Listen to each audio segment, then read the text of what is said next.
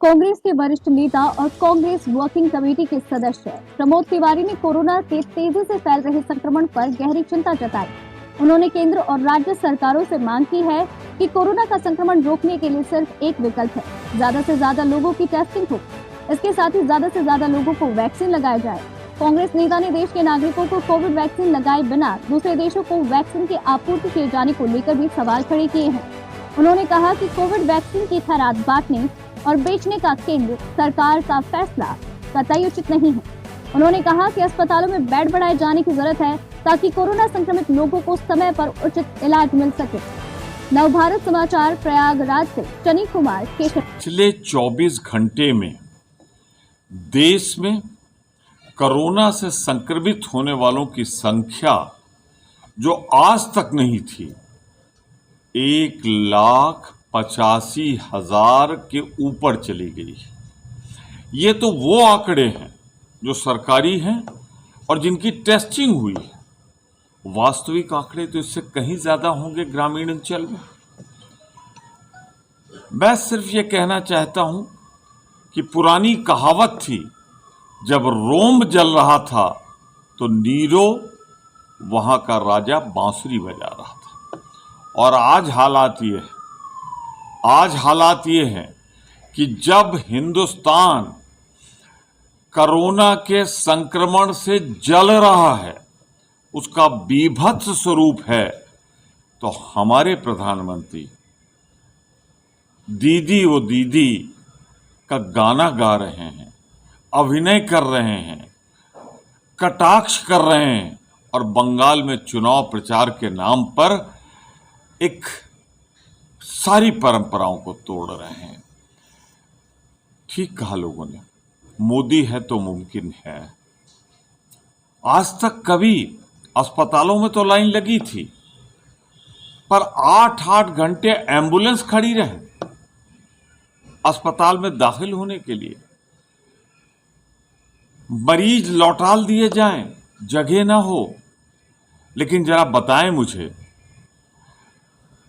क्या ये उचित नहीं है, क्या ये सही नहीं है कि उत्तर प्रदेश सरकार के कैबिनेट मंत्री ने खुद कहा है कि ना एम्बुलेंस है, ना कहीं से उनको मरीज का टेस्ट जो हो रहा है 5-5, 6-6 दिन में रिपोर्ट आ रही है।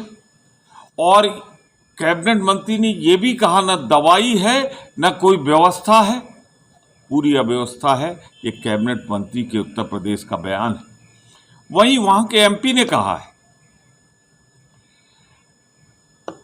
किशोर साहब ने, कि अंबाड़ लगा हुआ है लाशों का कब्रिस्तान और शमशान में। मैं समझता हूं कि इस बीभत्सता के लिए, आज भारत के हालात के लिए अगर कोई जिम्मेदार है तो भारत के प्रधानमंत्री आदरणीय मोदी जी और योगी जी।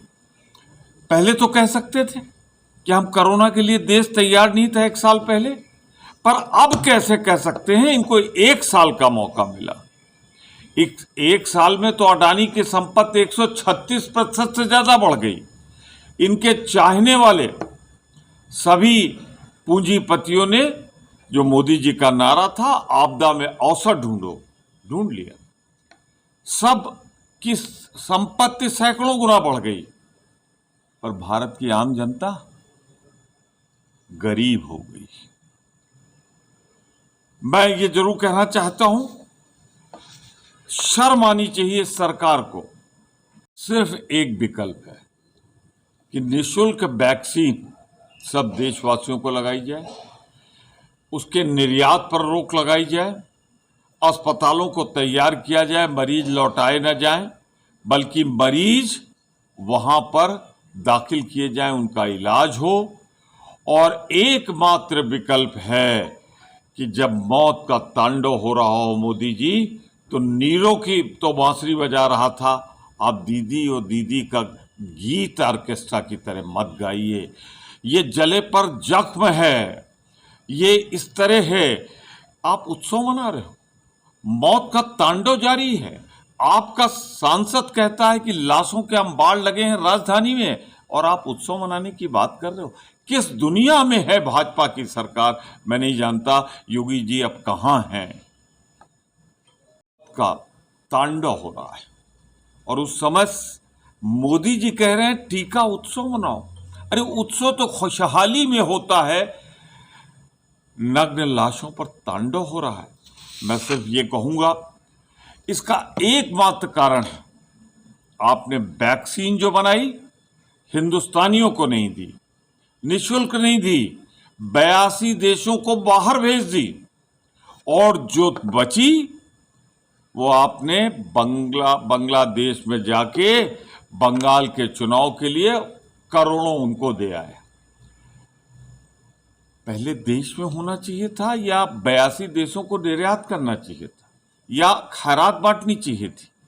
फिर किसको दिया आपने? पाकिस्तान को? किसको दिया आपने? नेपाल को? पाकिस्तान जिसने आपका 1/3 कश्मीर कब्जा कर रखा है, नेपाल जिसने 3 सामरिक दृष्टिकोण से लिपुलेख जैसी जगहों को हिंदुस्तान के नक्शे से हटा दिया है।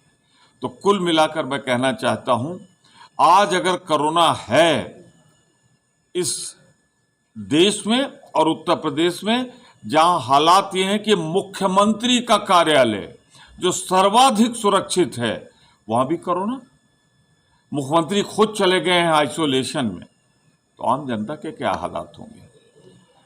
1 साल तैयारी नहीं की, वैक्सीन बेच दी, और जो बचा खुचा था कोई इंतजाम नहीं अस्पतालों में किया। इन मौतों के जिम्मेदार भाजपा की केंद्र की सरकार और प्रदेश की सरकार है। इनके लिए चुनाव जरूरी है, जनता की जान नहीं।